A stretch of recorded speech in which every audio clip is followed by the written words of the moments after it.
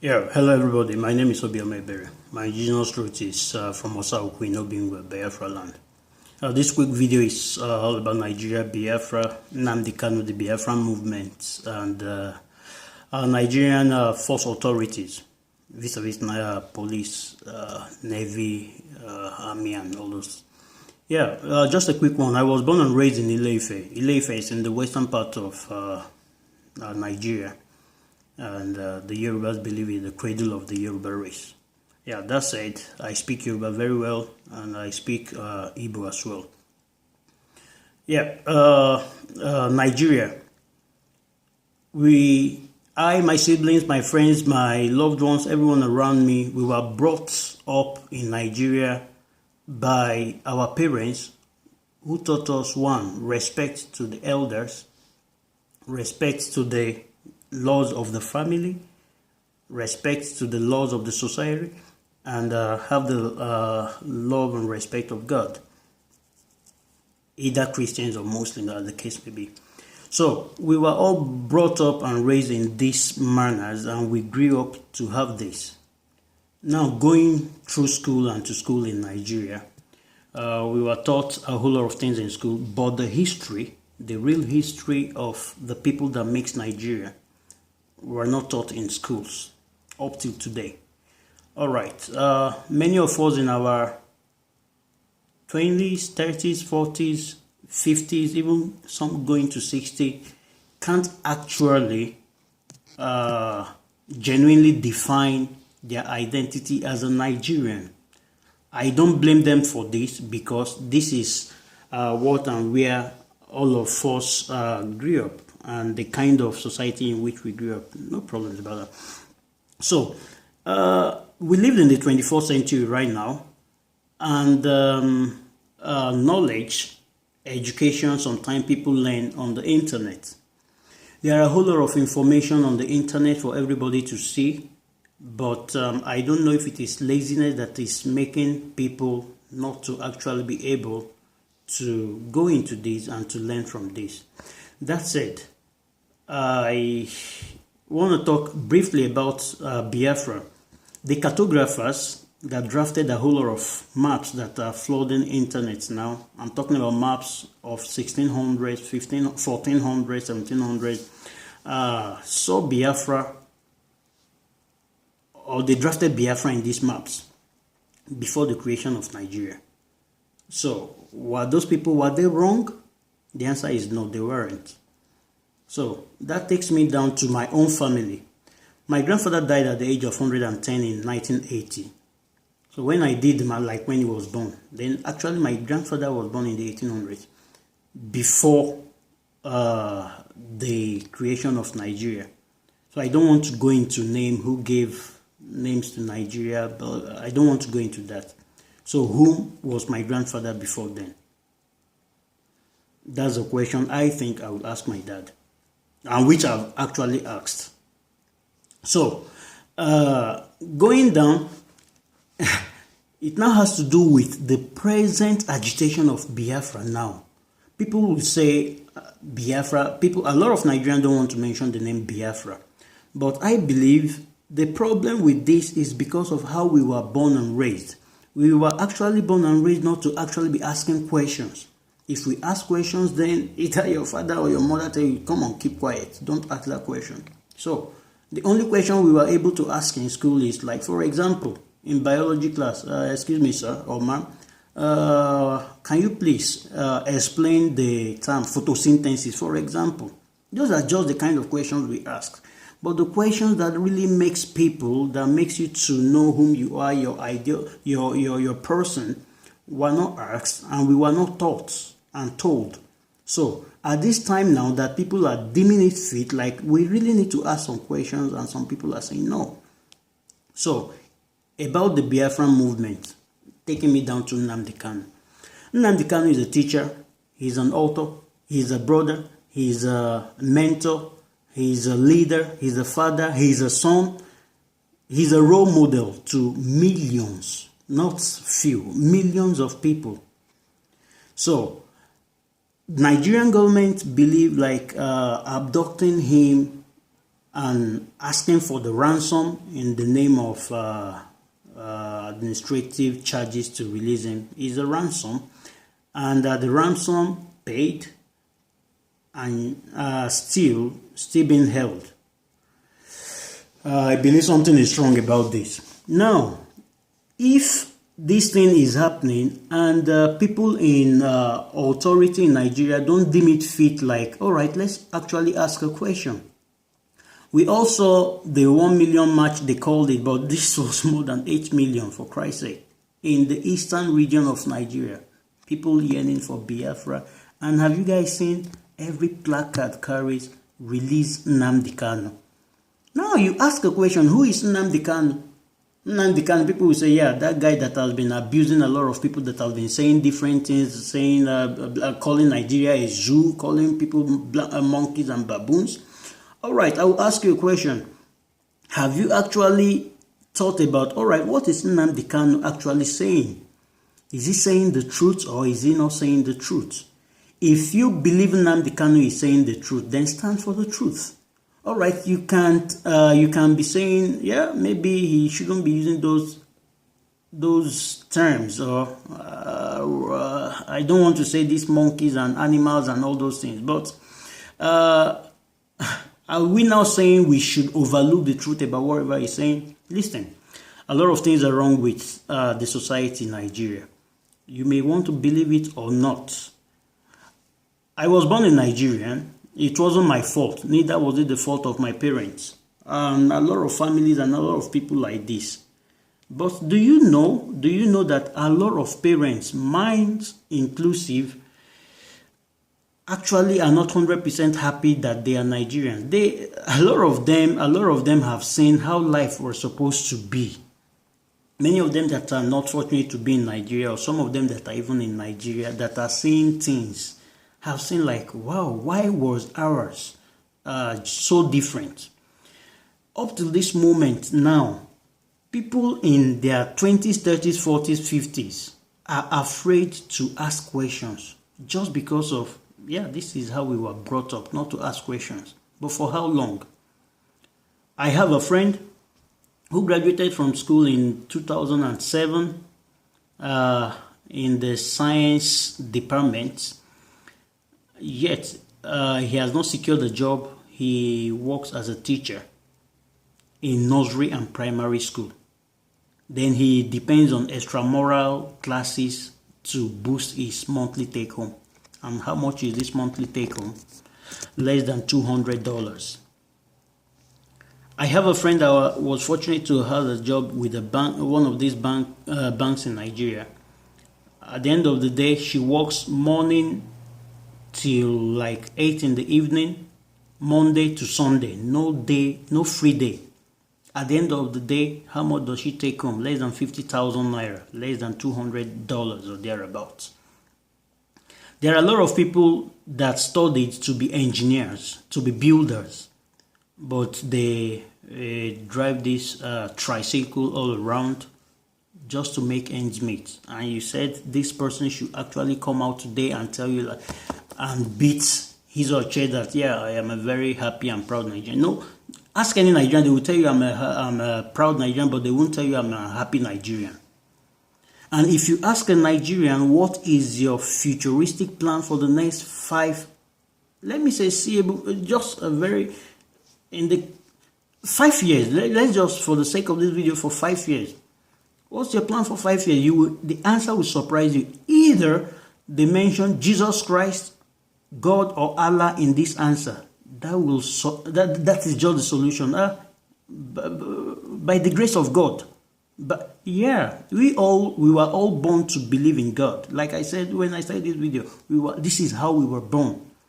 But how will God solve the problem you caused yourself for you? Listen, God, Jesus, Allah, whoever, they have a lot of things to do than trying to solve your problems. So you have to solve your problems by yourself. Now, how do you solve this problem? Somebody needs to speak on your behalf if you can't speak. Nnamdi Kanu has been speaking on behalf of millions of people. Not only Biafrans now. Yorubas, Hausas inclusive. He has been speaking All these things he's saying is just the evil that is in Nigeria. Now, the people in authority in Nigeria, they're overlooking this Million March because it's happening only in Biafra land. Listen, it will cut across every nook and crannies of Nigeria very, very soon. Because a lot of people are angry, a lot of people are tired of this system, a lot of people want answers to some questions that have not been answered for many, many years ago, many years now. And you guys are still overlooking it. You know, the problem about Nigerians is one, they try not to foresee the nearest problem, a looming problem. They try to overlook it like that. No, we will quell it. So far, I want to satisfy my own belly. Listen, you can see the millions roaming around the street protesting. They are not roaming. They are protesting, agitating for their rights. We want to be heard. We want to be felt. And you guys are overlooking it up till now. Neither of all these policy makers, politicians, what do they call them, local government chairmen, and neither of you guys have actually come out, all right, what are these people talking about? Let's engage these people and see what is the problem here. You're overlooking it, but to your own detriment, if I will say that. You may believe you have your children, your wards, your relatives, immediate ones overseas. Listen, they will be tired because someday they will want to come home from their way from Lagos airport to either the village or wherever they're going. Either one, they are attacked or they have accident on the road and they die. Now you will know, oh, wow. They said the source for the good is also good for the gun. Listen, there are problems. So you need to really engage these people. All right, let's really talk. What is the problem? And the solution to this problem, one is first, release Nnamdi Kanu. And two, the problem is like you jailing somebody that is speaking the mind of millions of people. So, that said, the law enforcement agents, the number of prisons you guys have in Nigeria, do you think it can contain up to 5 million people? The answer is no. You guys don't have accommodations for 5 million so-called Nigerians that will flood your prisons. At least you guys will be feeding them. Contingencies. You guys have not even made a plan. You've not made any arrangement like, oh, something like this can actually happen. So if it happens, how do we cater for these people? Listen, you are still locking them up in cells. The cells won't accommodate every other person. The police station itself will not accommodate a lot of people. You guys will actually take all these people and surround them with police and army in open fields. Then you will know something serious is happening. Have you guys seen how unkempt the Nigerian police are? Stinking. The Nigerian police, they are sending, one Oga will give you orders, go and shoot. And you guys cock your AK-47 and you start shooting. And you believe you are patriotic, keeping Nigerian as one. Then you will have yourself to blame at the end of the day. So I'm just saying, they tell you to go and make peace or keep peace so that, one, IPOB members, they've never attacked anybody. Two, they've been so peaceful thus far. Three, what they're saying is, I beg, just release Nnamdi Kanu. We beg of you, release Nnamdi Kanu. All right, if you guys don't want to release him, okay, continue. Do you think shooting or aiming guns at them is the solution? As you can see, a lot of these people are no more scared. All of us are no more scared. People die only once. So I am just saying, for the sake of peace, let the peace reign. Everybody wants peace, but negotiate. Come out and discuss this issue. What are these people talking about? Overlooking this thing will actually be bringing, oh, wow, so everything we are saying, you guys don't have time for it. Listen, I live in Sweden. A few kilometers away from here is the northern part of Sweden. The city is called Kiruna. And there is one they call Landgrens, very close to the borders of Norway. These are very, very cold periods. I've seen minus 39 degrees. I've seen it. I know how it feels on the body. So if you guys think you are in your safe havens now, someday, maybe you guys fail to read about revolutions that have changed the face of this world. The revolution will drive you policymakers, it will drive you guys away to far away to, like, say, Siberia. They want people to feel in Siberia. They're one of the coldest places in the world. You guys will actually be sent there because Sweden won't accommodate you. Europe won't accommodate you. And there is nowhere you will go on this face of the earth you won't see a Biafran. They said this in Somalia. Have you been to Somalia and you've not seen Biafrans? Listen, people are angry. And the earlier you guys deal with these issues, the better. A lot of graduates are angry. People with 2, 3 degrees, 4 degrees are roaming around the street, driving trucks and driving, what's it called, tricycle, tekenapep, as they call it there. And you think that person is happy? A lot of people finish from school up till now, years, 8 years, 9, 10 years. They've been unable to define their lives. And you guys believe, yeah, because you are in Abuja, that's all. No, that's not all. It will actually come and knock at your own doors. So what I'm saying in essence is this. The problem is out there. You guys are overlooking it. Very, very soon you will now be running to churches. Church is not even saving. Church will not save when the thing comes. The time is now. Engage these people. What do they say they want? All right, have you guys asked that question? Some people are saying, yeah, have you guys actually, this IPOB, have you guys tried to talk to some people and they said they won't give you Biafra? No, nobody will just want Nigeria to break away. This is the truth, that some people want to break out from Nigeria. And nobody will accept that. Gowon said it 1970 that yeah, their duty is to keep Nigeria as one. He still said it like 2 weeks ago. So, who in this class will actually say, okay, yeah, they want to go, let's give it to them? You really need to understand that there is problem in the society. If all these people, millions are moving around from morning till night, it means they don't have a job. It means they've been neglected.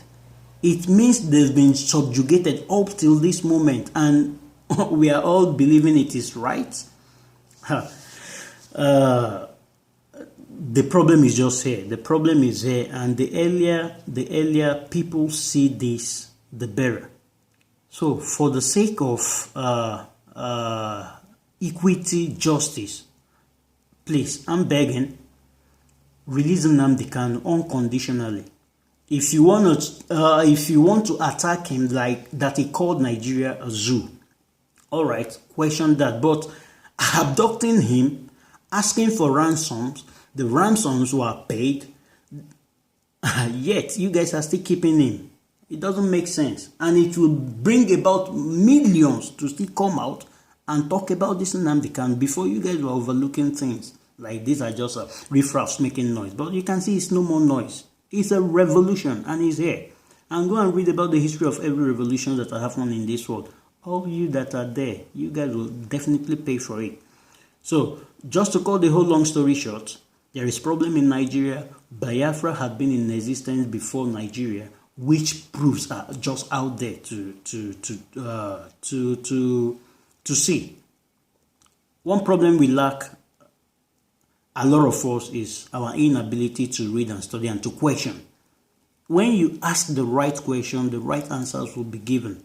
But the inability to ask the question and the fear of not being attacked will make you not to ask questions. Then you're a coward.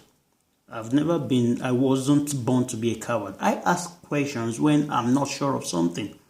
So once I ask this question and I believe I deserve the answer. So Biafrans are talking, we need Biafra. Let's discuss Biafra. It shouldn't be a problem. Everything is not all about war. But if you think a lot of people, they are scared to die. No, you are joking. Millions of people roaming around the street that can't define their life, that don't even know what will happen to them tomorrow. You think they are not ready to just give it up? And only few people will just be like defining their lives for them? It calls for questioning. Definitely, I may try and make more videos if need be. But from Sweden, this is straight from me to you. Wishing you all the best. Obi my berry. Bye.